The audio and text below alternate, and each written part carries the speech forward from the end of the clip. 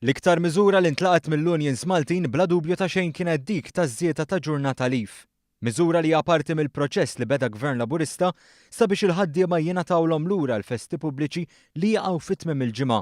Il-President tal-Forum Unions Maltin Kevin Bonello iddeskriva l-budget bħala wieħed pożittiv, biż-żieda tal-leave turi sitwazzjoni differenti minn dik taħt Gvern Nazzjonalista. Fejn jidħol il-leave, ovvjament hija xi ħaġa pożittiva li żdieda ġurnata leave bħala ħalli ngħidu hekk miżura. Ovvjament aħna bħala forum nixtiequ illi issa anke nibdew nikkonsidraw illi nagħtu lura l-btajjel pubbliċi li għaw fil-weekend għax wara kollox dawn at the end of the day kienu ttieħdu minħabba l-ekonomija li kienet daqsxejn f'sitwazzjoni ħafna milli hija llum. Colin Gallia, il-President tal-Unjon Maltija tal-Qwiebel u l-Infermiera, ukoll iddeskriva l-budget bħala wieħed tajjeb b'enfasi partikolari fuq il-parkeġġ tant bżonn już fl-Isptar Mater Dei. Qegħdin aċċana ħafna li nistennew il-parking il-ġdid nibdew naraw it-tnedija tiegħu, għax ovvjament illum il-ġurnata għandna problemi fil-parkeġġ. Barra minn hekk nilqgħu b'mod pożittiv ħafna l-ġurnata leave li ngħatat il-membri tagħna u din ħatwassal biex issa anki s-sena d-dieħla naslu fi ftehim biex dawk il-festi pubbliċi li nsertaw il-ħadd ukoll jingħataw bħala ġurnata leave. Kellu klim ta' tifħir ukoll is-Segretarju Ġenerali tal-General Workers Union Joseph Buġejja li qal li minn dan il-budget se jkunu ħafna dawk li se jgawdu.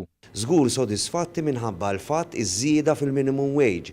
Żgur sodisfatti minħabba l-fatt li il-proposti li għamlet il-ġeorizjon diversi fosthom in-work benefits, it-tapering tal-benefiċċji, l-għajnuna li żgħażagħ għal min jiġi bil-PhD u l-Masters, l-għajnuna għall-investiment ġewwa Għawdex, l-għajnuna fil-manifattura. Dwar iż-żieda ta' ġurnata leave, il-kap eżekuttiv tal-Union ħaddiema Maqudin Josef Vella ipprova jagħti l-impressjoni li biż-żieda ta' ġurnata leave il-ħaddiem sejqa kif inhu.